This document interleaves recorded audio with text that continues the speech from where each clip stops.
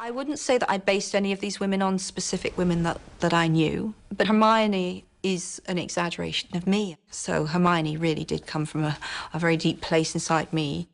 I was very insecure, still am quite insecure in a lot of ways, but I was a very insecure person for longer than I like to admit.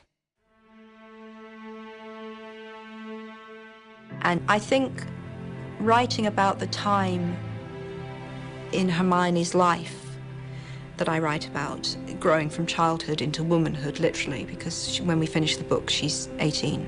I think it brought back to me how very difficult it is. So much is expected of you as you become a woman, and often you are asked to sacrifice parts of you in becoming a girl, I would say.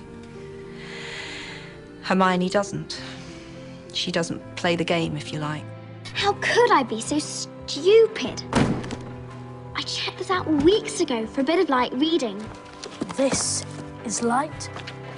The kind of teasing that Ron gives Hermione for being clever and always being in the library, and, you know, I've had that my whole life. Guys giving me a hard time for doing well and being smart, and so I can totally relate. You're saying it wrong. It's Leviosa, not Leviosa. You do it then if you're so clever. Go on, go on. From the first moment that I spoke to Emma, I just thought, oh, thank Christ.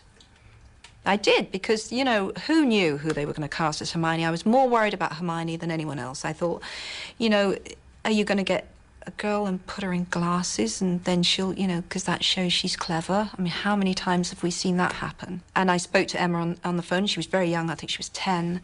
And I thought, you are going to be able to play a very bright, articulate girl with conviction, because that's who you are. I felt like I had the most pressure in a way, because if I screwed up Hermione, I would be screwing up a part of Jo, and just would have been awful. I remember she sent me a letter after the third movie. She wrote me a letter and she said, "To my perfect Hermione."